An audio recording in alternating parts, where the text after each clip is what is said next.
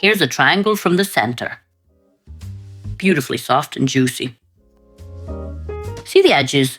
Actually, two edges. Even the edges are soft. Wonderful. Start by activating the yeast.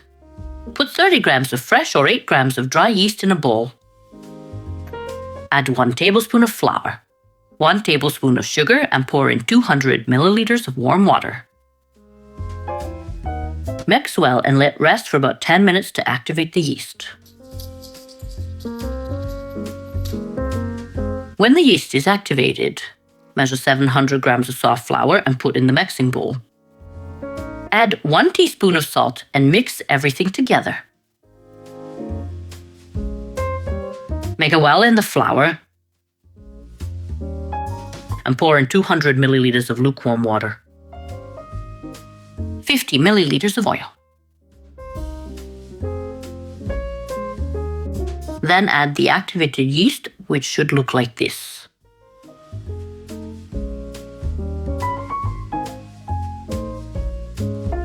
Now mix all ingredients with a wooden spoon, as there's almost no kneading needed.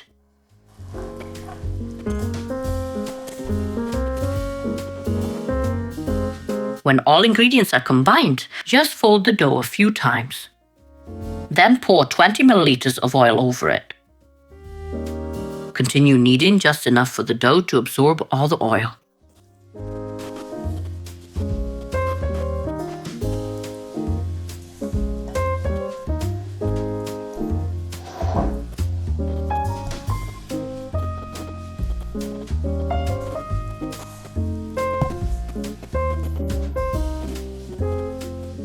Pat it lightly like this. Flip and shape into a ball.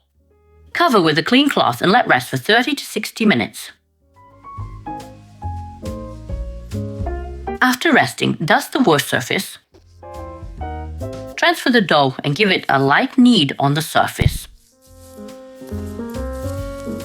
Don't knead too much. Just enough to remove air bubbles and shape into a ball.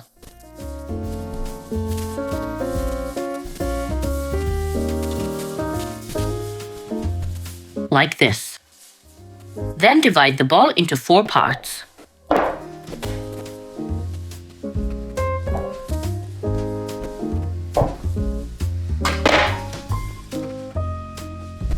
Shape each piece into a circle, making small dough rounds. Place the dough rounds in front of you.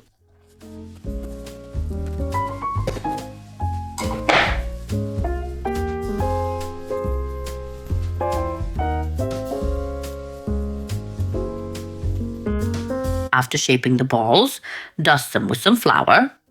Cover with a cloth and let rest for just 5 minutes. For the filling, I use 400 to 500 grams of any fresh cheese. Add 1 egg and 1 egg white. Save the yolk for later. Since this cheese isn't salty, add half a teaspoon of salt. Now mix everything well.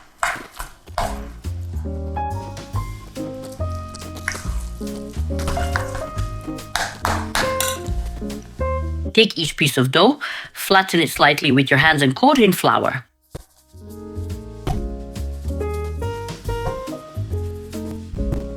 Shape into a rectangle. It's best to place a baking sheet in front of you as reference for how wide to stretch it. Experienced bakers can skip this. Now stretch it left and right first.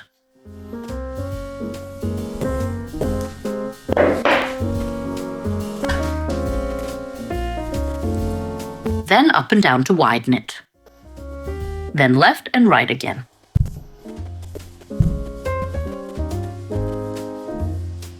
If it sticks slightly to the table, that's good, as it helps keep the dough in place. Now press these edges lightly like this.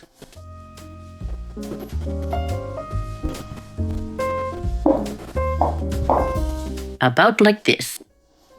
Now take 1/4 of the filling and place it in the center.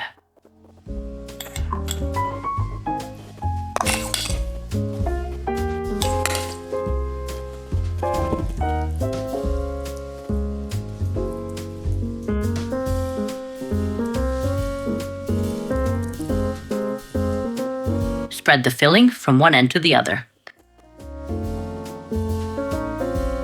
Try to distribute it evenly.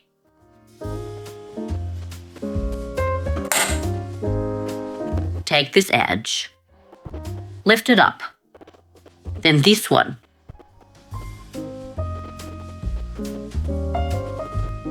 Fold to the middle. Fold the other half too. Like this. Now seal these two sides together. Just press them together like this. They need to stick because we'll dust with flour. And flip over. Seal this end too.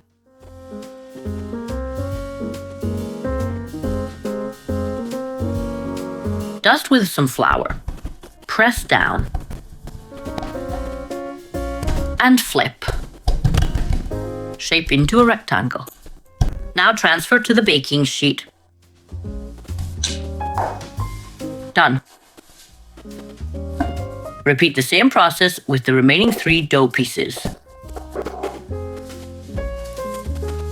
Left and right, up and down.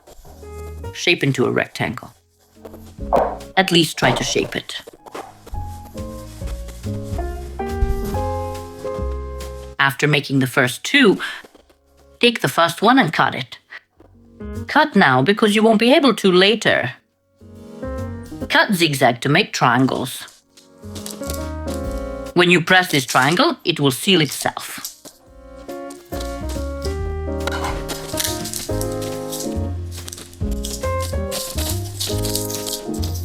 Move it with your hand like this. Then place this other piece.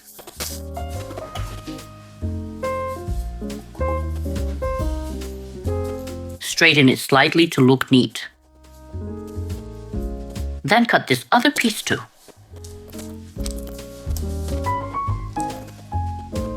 Now repeat the process with the remaining 2. Flip the baking sheet. For the last piece, since it doesn't fit the cutter, I'll cut it with a knife.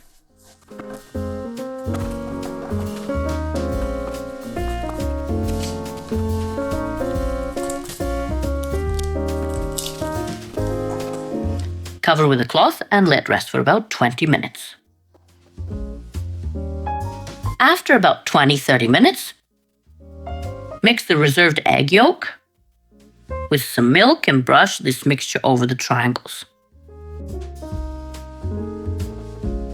Optionally sprinkle the triangles with coarser sea salt or any seeds you prefer. While doing this, preheat the oven to 200 degrees and when hot, bake the triangles.